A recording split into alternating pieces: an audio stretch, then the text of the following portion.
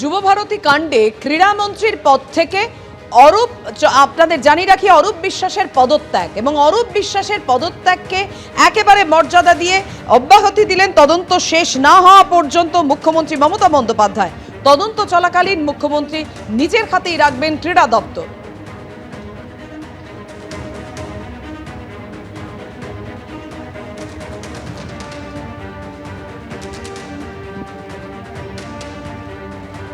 এই দুই মন্ত্রীর ইস্তফা সম্পূর্ণভাবে ইস্তফা নয়, মানে মুখ্যমন্ত্রী সরিয়ে দেওয়া, ডিসমিস করা। ইস্তফা করতে দেওয়া মানে তো আপনি তাকে সসম্মানে বেরিয়ে যেতে দিচ্ছেন। মুখ্যমন্ত্রীর উচিত ছিল কান ধরে ওকে বসিয়ে দেওয়া, সাসপেনশন করে দেওয়া বা ওকে সরিয়ে দেওয়া, আপনার নিজের পদ থেকে ডিসমিস করে দেওয়া। এটা অত্যন্ত প্রয়োজন ছিল, কিন্তু মুখ্যমন্ত্রী কিছুই করেননি। আর দ্বিতীয় প্রশ্ন হচ্ছে, যদি পুলিশ কমিশনার দায়ী হয়, ডিজিপির উপরে যদি দায়ী চাপানো হয় রাজীব কুমারের উপরে, তাহলে পুলিশ মন্ত্রী কেন দায়ী হবে? ইভেন্ট ম্যানেজমেন্ট বাইরের কোম্পানিকে দিয়ে করানো, অনেকে বলে বেড়াচ্ছে যে বামফ্রন্ট আমলে হয়েছিল, সরকার করেছে। ইভেন্ট ম্যানেজমেন্টের জন্য আলাদা করে কাউকে কন্ট্যাক্ট দেওয়া হয়নি। স্বাভাবিকভাবেই এ ধরনের ঘটনা আমাদের রাজ্যের মানুষের বদনাম হয়েছে। মন্ত্রীকে সরানো হয় প্রভাব বিস্তার করতে না পারে, কিন্তু মন্ত্রী তো আরেকটা দপ্তরের আছে, ক্রীড়া দপ্তরের নেই, কিন্তু আরেকটা দপ্তরের মন্ত্রী তো থেকে গেছে সে। এটা কি মন্ত্রীকে সরানো হলো? তার আরেকটা কি দপ্তর? আলো জ্বালার দপ্তর, তাই তো? আলো জ্বালার দপ্তর, সে দপ্তরটা কি ফালতু? আলো জ্বালার দপ্তরের বাজেট আর স্পোর্টস মানে ডিপার্টমেন্টের বাজেট এক না। তাহলে প্রভাব বিস্তার করতে না পারার জন্য সরানো হয়, প্রভাব তো থেকে গেল।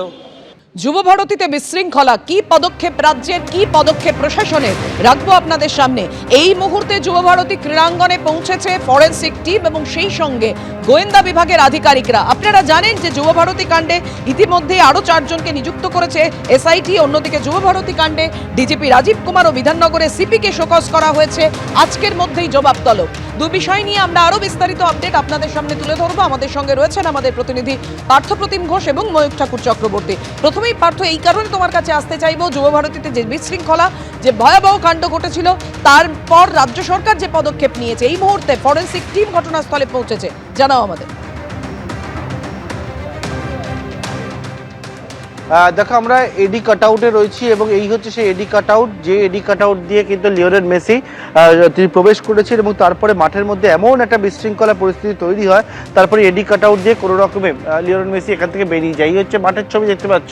এবং এখান থেকে আমরা যেটা দেখতে পাচ্ছি যে বিধাননগর কমিশনারেটের গোয়েন্দা বিভাগের টিম, তারা ফরেন্সিক টিমকে নিয়ে একেবারে যে স্টেডিয়ামের ভেতর যে মাঠ, যে মাঠে বিভিন্ন জায়গায় এখনো বাকেট, চেয়ার, জলের বোতল পড়ে রয়েছে, সেই সবটা কিন্তু ওনারা দেখছেন, ভিডিওগ্রাফি করছেন। বেশ কিছু জলের বোতল ওনারা নমুনা হিসেবে সংগ্রহ করছেন। অর্থাৎ যেরকমভাবে বৃষ্টির মতো জলের বোতল উড়ে গেছিল মাঠের মধ্যে, তুমি জানো এই যে গোটা ঘটনায় 2টি মামলা হয়েছে এবং 2টি মামলা হচ্ছে, একটা বিধাননগর দক্ষিণ থানায় 2টি মামলা হয়, একটা 16 নম্বর এফআইআর অর্থাৎ বিশৃঙ্খলা, মিসম্যানেজমেন্ট, যেটা শতদ্রু দত্ত গ্রেপ্তার হয়েছে, অন্যটি হচ্ছে আনন্দের এগেনস্টে, যেটা হচ্ছে যে মাঠের মধ্যে ভ্যান্ডালিজমের যে মামলা।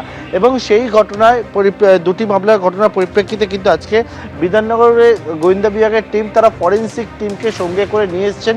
নিয়ে এসে একেবারে এই মুহূর্তে তারা মাঠের ভেতরেই রয়েছেন, বিভিন্ন যে প্রান্তগুলো রয়েছে সেই জায়গায়, এবং সেখান থেকে বেশ কিছু নমুনা তারা সংগ্রহ করছেন। অর্থাৎ তদন্তের ক্ষেত্রে যেগুলো প্রয়োজন সেই মতোই কিন্তু তারা দেখছেন মাঠের কী পরিস্থিতি, স্টেডিয়ামের কী পরিস্থিতি, কোন জায়গায় বেশি ক্ষতিগ্রস্ত হয়েছে, কোন জায়গা থেকে অন্যান্য যে প্রান্ত, কোন জায়গা এখনো ঠিক রয়েছে, কোন জায়গা থেকে হচ্ছে মাঠের মধ্যে এরকম বাকেট, চেয়ার বেশি উড়ে গিয়েছিল, কোন জায়গা থেকে জলের বোতল গিয়েছিল, সেই সবটা ভিডিওগ্রাফি করছেন এবং দেখছেন। একদমই পার্থ, যে ছবি তুমি আমাদের সামনে তুলে ধরছো, ফরেন্সিকের আধিকারিকরা, গোয়েন্দা বিভাগের আধিকারিকরা, তারা এই মুহূর্তে যুবভারতী ক্রীড়াঙ্গনে পৌঁছেছেন। কারণ মেসি আসাতে তারপর যে বিশৃঙ্খলার পরিস্থিতি তৈরি হয়েছিল, তাণ্ডব ভাঙচুর, তার জন্য দায়ীকে, বারবার সেই প্রশ্ন সামনে এসেছে। যুবভারতীতে বিশৃঙ্খলা, কি পদক্ষেপ রাজ্যের, কি পদক্ষেপ প্রশাসনের, রাখবো আপনাদের সামনে। ময়ূক, আজকের মধ্যেই ডিজিপি রাজীব কুমারের জবাব চেয়ে পাঠানো হয়েছে, সে বিষয়ে কি আপডেট রয়েছে তোমার কাছে?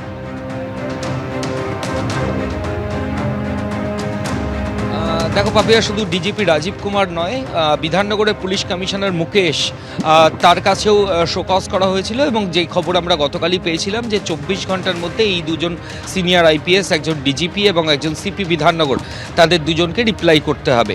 কিন্তু এখনও পর্যন্ত সূত্র মারফত আমরা যে খবর পাচ্ছি, সিপি বিধাননগর তিনি এখনও রিপ্লাই করেননি। তিনি হয়তো আর কিছু সময়ের মধ্যে তিনি তার নির্দিষ্ট যে বক্তব্য সেটা নবান্নের কাছে জানাবেন।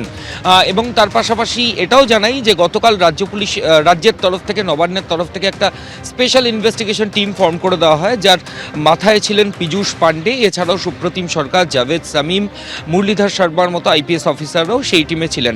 আজকে সকালে সেই টিমের সদস্যরা এই সল্টলেক স্টেডিয়ামে আসেন, বিভিন্ন জায়গা খতিয়ে দেখেন এবং তারপর তারা বিধাননগর কমিশনারেটের যে অফিস সেখানে গিয়ে একটা মিটিং করেন এবং মিটিংয়ে মূলত যেটা সিদ্ধান্ত হয় যে এই যে টিম, যেটা এসআইটি ফর্ম করেছে নবান্ন, সেটাকে কি করে আরও স্ট্রেংথেন করা যাবে, অর্থাৎ সেখানে আরও কি করে অফিসার নিযুক্ত করা যাবে যাতে এই ইনভেস্টিগেশন খুব তাড়াতাড়ি করা যায়।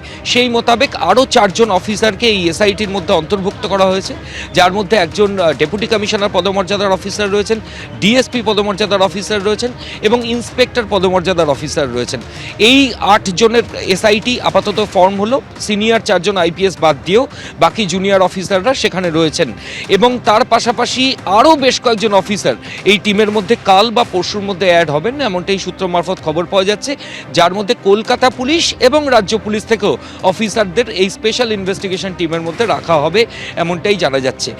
এবং আর একটা জিনিস নিয়ে কনফিউশন ছিল যে এই এসআইটি এক্স্যাক্টলি কী তদন্ত করবে, যেটা এক নোটিফিকেশন আমাদের হাতে এসেছে। এই নোটিফিকেশনে স্পষ্ট নবান্নের তরফ থেকে যে বিধাননগর সাউথ পুলিশ স্টেশনে যে দুটো এফআইআর হয়েছে, যার একটাতে শতদ্রু দত্ত অ্যারেস্ট হয়েছেন এবং আর একটা ভ্যান্ডালিজমের ঘটনায় অলরেডি অনেকেই অ্যারেস্ট হয়েছেন, সেই দুটো এফআইআরের ইনভেস্টিগেশন সুপারভাইজ করবে এই স্পেশাল ইনভেস্টিগেশন টিম। অর্থাৎ রাজ্য পুলিশের ডিজিপির গাফিলতি ছিল কিনা বা বিধাননগরের পুলিশ কমিশনারের গাফিলতি ছিল কিনা তার তদন্ত বা তার প্রোগ্রেস রিপোর্ট কিন্তু এই স্পেশাল ইনভেস্টিগেশন টিম দেখবে না। নবান্নের যে নোটিফিকেশন হয়েছে তাতে বলা হচ্ছে বিধাননগর দক্ষিণ থানায় স্পেসিফিক যে দুটো এফআইআর হয়েছে সেই দুটো এফআইআর সুপারভাইজ করবেন স্পেশাল ইনভেস্টিগেশন টিমের অফিসিয়ালস। আপনারা বুঝতে পারলেন, বিধাননগর দক্ষিণ থানায় যে দুটো এফআইআর হয়েছে সেই দুটো এফআইআর এর তদন্ত করবে সেট। এই মুহূর্তে তোমাকে ধন্যবাদ ময়ূর। বাংলাদেশ হাইকমিশনারকে তলব ভারতের, হুমকি পাওয়ার পরই বাংলাদেশ হাইকমিশনারকে ডেকে পাঠালো ভারত। ঢাকায় ভারতীয় হাইকমিশনের নিরাপত্তা নিয়ে বাংলাদেশ হাইকমিশনারকে তলব। ঢাকায় ভারতীয় হাইকমিশনের নিরাপত্তা নিয়ে উদ্বিগ্ন ভারত, বাংলাদেশ হাইকমিশনারকে তলব করল ভারত।